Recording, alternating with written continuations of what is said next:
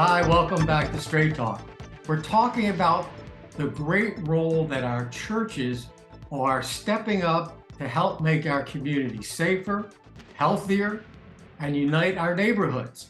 And so we're highlighting several groups today, and now we're going to be talking about the Presbyterian churches and the Earth Care congregations. They've got a whole alliance going here, and we're going to hear from several about what they're doing. And first is Susan, what did you say, it was Krehbiel? Is that okay? That's great. Oh God, I'm so glad. She's a social justice coordinator at the Presbyterian Church of Baltimore. And with her also is Adrienne Knight, who is a ruling elder at the Knox Presbyterian Church. Adrienne, welcome to you too. Thank you. That's good. Susan, give us kind of an overview of the role of what the Presbyterian churches are doing. You talk about you're the social justice coordinator. We know that's very important in what's going on. Give us a little overview. Thanks, Mike. Yeah, as you said, I work for the Presbytery of Baltimore, which is the regional office of Presbyterian churches that are in Baltimore City, all our neighboring counties. We reach out kind of to Western Maryland and down to Annapolis. And we're part of the Presbyterian Church USA, which several years ago, over a decade now, has challenged churches to become Earth Care congregations. And we take that from our understanding that we celebrate that God created all of us and created all of creation, and God declared it good. And if we celebrate that creation, then we should also care for that creation. And so one of the ways we do that is challenge congregations to think about what they can do themselves, what their own property, their own lifestyles, but also how they can educate others and how they can even advocate for policies so that everybody can enjoy this creation that we've been given. And so here in the Baltimore Presbytery, we have almost 20 congregations who are involved in some way. And they include things from things they do on their grounds to things to conserve energy in their buildings, as well as participating with partners across the state and advocating for policies that help protect our environment and our resources. And I have with me Adrienne, and she's from one of our Presbyterian churches here in East Baltimore, and she can give you a little bit of stories of their history, which really is exemplary of what many of our churches are doing. Oh, go ahead, Adrienne. All right. I bring you greetings from Knox Presbyterian Church, where we've been in East Baltimore for almost 93 years. In July, we will celebrate 93 years in East Baltimore. We started with planting trees on our property and then moved for the community of Oliver. And we had some members to help us plant trees, and also in the Dr. Bernard Harris Elementary School, which is one of our partner schools in the neighborhood. We help plant trees over there, because think about it, trees are the future. They're there for the kids. They might grow up and stand beside a tree and say, "This is my height." And later on, they come back and say, "Wow, look how I have grown in the neighborhood that I grew up with." And also, we were part of the knocking of the doors and asking people to plant trees right in front of their yards.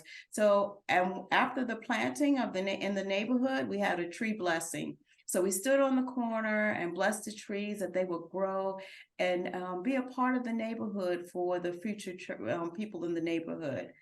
We also did you have to continue your stewardship with not pouring grease down the drain. That was one of the things that was part of one of our campaigns, no grease down the drain. So that's where the church was involved in, to remember that, you know, where does that grease end up? So we want to keep our waterways clean.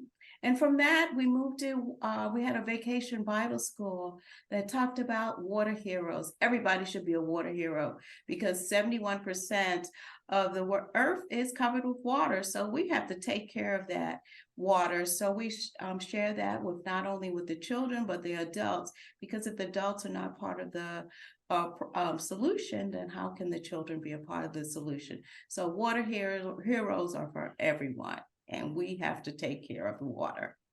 That's just, Susan, you're saying there's 21 different churches who are doing all kinds of things, and this is just one. Yes, and one of the things about doing the tree planting that she talked about, and they also have a garden outside the church now, is really changed some of the way that our churches interact with the neighbors, right? Because so much of the church activities can be inside the walls, but once you start thinking about your property, you have to think about, wow, the Chesapeake Bay, and wow, what does this mean for the neighbors around us? And they see the changes as well. So I think it's also helped us to connect with our neighbors more intentionally. To this day, I remember as a kid, when the neighbors would say, "Don't pour that down the drain in the street," and you say, "Why?" "Oh, it ends up in the Chesapeake Bay." I swear to God, to this day, I can still remember it, and I will never ever do that. But I was a little kid, and it sounds like you guys are reaching everybody. Go ahead, I'll cut you off, Adrienne. Oh, with our garden, like Susan was talking about, we started off, like I said, with the water heroes, and we created a mural on our church wall, which is called the Garden on Eden, because our church is located on Eden Street.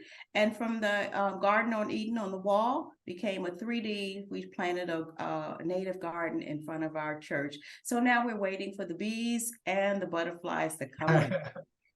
It's just so cool because, we've been talking about how the churches have been so involved since this country became a country. It's solving our problems, uniting communities. And we know in Baltimore, it's a big operation. We got a lot of churches, and the fact that they're united to do that. So what do you need? Volunteers? Susan, what do you need, and how can people reach you? Yeah, I mean, we can't do this alone. Everything that Adrienne described and that our other churches are doing is in partnership. We do it in partnership with the Interfaith Partners for the Chesapeake, with Blue Water Baltimore, but we also do it in partnership with the schools and our neighbors. So if people want to reach us at Presbytery of Baltimore, they can write us at office@baltimorepresbytery.org. And I can give you the spelling so you can share that with people. We're going to make sure we put all that up on the screen so they'll be able to do it. But Adrienne, Susan, thank you so much. It's so exciting what you're doing, and hopefully we'll hear you again. Get back with you. I love the ideas of what you're doing. So thanks for being on Straight Talk and letting the public know. Thank you very much. I can use some extra hands. Can't we all? When we come back, we're going to continue talking about the role of the church in our community, of making it healthier and stronger. So stay with us. We're coming right back to Straight Talk.